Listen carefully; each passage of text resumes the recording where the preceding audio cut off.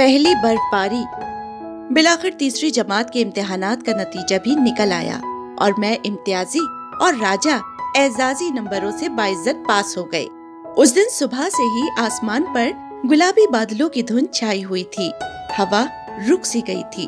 खज़ा में खुश्क दरख्तों के सुनहरी पत्ते जमीन पर फर्श की सूरत में बिछे एक दूसरे से सरगोशियां कर रहे थे कि आज मौसम के तेवर कुछ बदले बदले से हैं। सुबह जब मैं स्कूल नतीजा सुनने के लिए घर से निकलने लगा तो अम्मी ने ऊपर तले बहुत से स्वेटर्स, मफलर और ऊनी टोपी से मुझे लैस करके भेजा था। जब तक राजा के नाम का ऐलान पास शुदा लड़कों में नहीं हुआ, वो कानों में उंगलियां डाल कर बैठा रहा और थोड़ी थोड़ी देर के बाद मुझसे इशारों में पूछता रहा कि वो पास हुआ या फेल। बड़ी मुश्किल से मैंने उसके दोनों हाथ उसके कानों से हटाकर उसे यकीन दिलाया कि इत्तेफाक से वो भी पास हो गया है। ये सुनते ही राजा ने खुशी से एक नारा लगाया और जेब में मौजूद तमाम पैसों से रास्ते में पड़ती पहली परचून की दुकान से ढेर सारा गुड़ खरीद लिया। शदीद सर्दी में हम सब बच्चों की पसंदीदा तफरीह ये भी थी कि हम एक बहुत बड़ी सी कढ़ाई में गुड़ को खूब कूट कर पानी से भरकर उसे खूब उबालते और फिर जब वो सारा गुड़ हलवे की सी शक्ल इख्तियार कर लेता तो हम उसे शदीद सर्दी में पड़ती बर्फ में एक आध घंटे के लिए कड़ाही समेत ढक्कन बंद करके रख देते। गुड़ का हलवा सर्दी में जमकर बर्तन ही की शक्ल इख्तियार कर लेता और फिर हम इसे छुरी से काशों की सूरत में काट काट कर मजे से दावत उड़ाते। उस दिन भी हमारे घर पहुँचते पहुँचते बर्फ के गालों से हमारी ऊनी टोपियां भर चुकी थीं। मोहल्ले के मरकजी कंपाउंड में बच्चे और जवान मिलकर बर्फ का पुतला बनाने के मुकाबले में मशगूल थे। कुछ ही देर में गफूर चचा अपना बेश कीमत कोडैक का कैमरा घर से उठा लाए और हम सब बच्चों और बड़ों की एक एक करके ग्रुप में तस्वीरें उतारने लगे। हम सब बच्चे बड़े एहतमाम से संजीदा सी शक्लें बनाए तस्वीरों के लिए रुख देने लगे। गफूर चचा हर साल अपने इसी कैमरे से ऐसी बर्फबारी के मौसम में तमाम मोहल्ले वालों की तस्वीर बनाते थे। लेकिन हैरत की बात थी कि हमने कभी उन तस्वीरों को धुल कर आते नहीं देखा था। कुछ दिल जले नौजवानों का ख्याल था कि उनके कैमरे में कभी फिल्म की रील होती तो तस्वीरें धुल कर आती। जब कैमरा ही खाली होगा तो तस्वीरें क्या खाक धुलकर बाहर निकलेंगी। लेकिन हैरत इस बात की थी कि इन तमाम शकों को शुबहात के बावजूद जब कभी गफूर चचा अपना कैमरा लिए बरसती बर्फ में घर से निकलते तो क्या बच्चे क्या बूढ़े सभी फौरन अपने बाल संवारते, कपड़ों की शिकने दूर करते, फौरन मोहल्ले के अहाते में जमा होने लग जाते। हम में से किसी में हिम्मत न होती कि आगे बढ़कर गफूर चचा के कैमरे को जांच ही ले कि इसके अंदर कुछ है भी या नहीं। लेकिन इस बर्फबारी में कुदरत ने मेरी तस्वीर खिंचवाने की ये ख्वाहिश भी पूरी कर दी। गयास चचा कहीं से एक पोलराइड कैमरा उठा लाए। ये एक जादुई डब्बा था। यहाँ तस्वीर खींची, वहाँ कैमरे की दूसरी जानिब से धीरे से चमकती और धुली धुलाई सी तस्वीर निकल आती।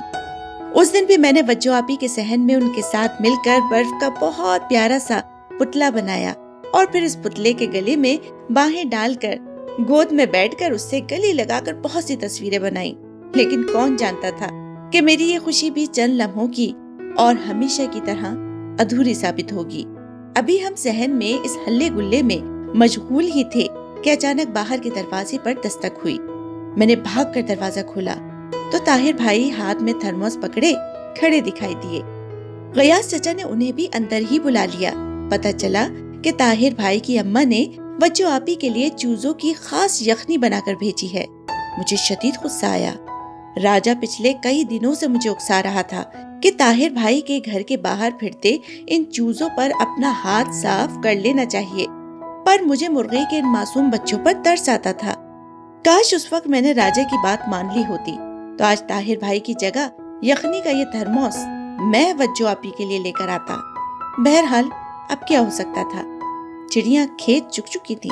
ताहिर भाई ज्यादा देर वहाँ नहीं रुके, लेकिन जितनी देर भी वहाँ रहे वज्जो आपी अपने बावर्ची खाने की सहन की जानिब वाली खिड़की में से जल्दी जल्दी चाय बनाते हुए चुपके चुपके पलके उठाकर ताहिर भाई को देखती रही। सकीना खाला के बेहद इसरार पर ताहिर भाई ने चाय के 2 घूंट लिए और वहाँ से चल पड़े। इसी दौरान उन्होंने गयास चचा के पूछने पर बताया कि उनका नाम डॉक्टरी के कॉलेज की फहरिस्त में आ चुका है।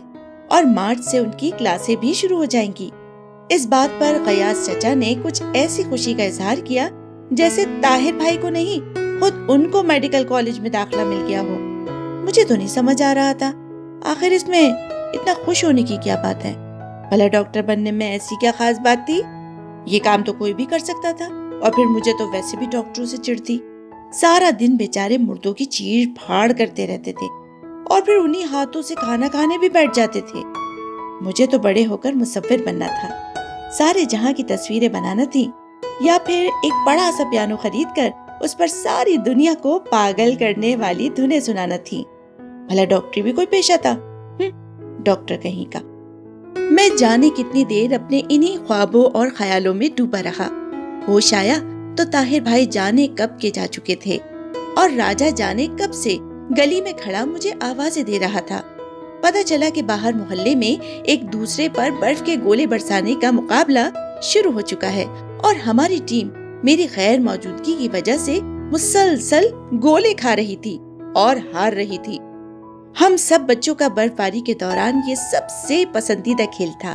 ہم چھتوں پر چڑھ کر، درختوں کے پیچھے چھپ کر اور دیواروں کی منڈیروں سے ایک دوسرے کی ٹیم کو تاک تاک کر نشانے مارتے تھے، لیکن جانے کیوں اس دن میرا ہر نشانہ خطا ہو رہا تھا۔